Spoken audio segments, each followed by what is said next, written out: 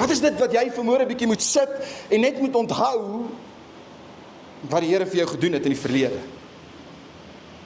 Sien, dalk is daar 'n tyd in jou lewe wat God vir jou deurgekom het en dalk is dit weer tyd vanmôre om te onthou.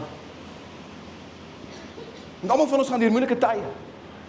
En almal van ons gaan tye waar dit vir ons soms voel God is ver en dan twyfel ons in die Here. En vandag is 'n herinnering weer of 'n bemoediging weer. Wat moet jy onthou? Wat moet jy vanmôre weer kan sê, Here, ek kan onthou. Ek kan onthou hoe U daai die dag deurgekom het, Here.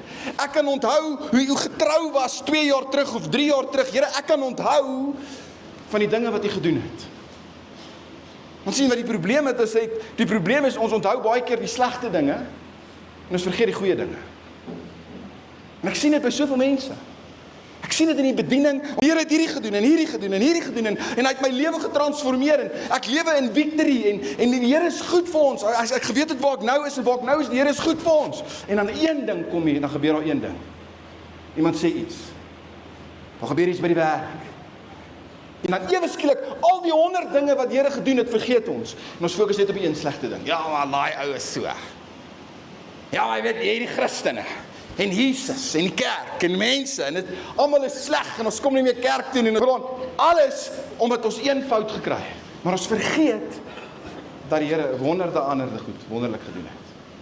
Ons sien almal die gat in die donut, maar ons sien nie die donut met die lekker chocolate om nie.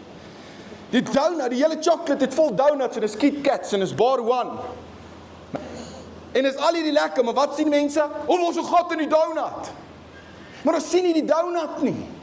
En ons is so gefokus op hierdie een verskil, of op hierdie een slegte ding, of op hierdie een ou wat gekomment het, of op hierdie een ou in die kerk wat jou dalk nie lekker genoem het nie, of die een ding wat iemand iets gesê het vir jou. Ek verstaan, dis mense.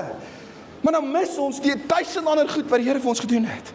Want 2 weke terug het jy vir my vertel hoe goed die Here vir jou is, nou vertel jy vir my hoe sleg die mense is in die Here. Wat mis ons? Wat moet jy weer onthou, kerk? Wat moet jy weer vanmôre onthou? Wat moet jy weer onthou van God se getrouheid in jou lewe? Moenie dat een klein comment of een klein ding jou laat vergeet van God se goedheid nie. God is getrou.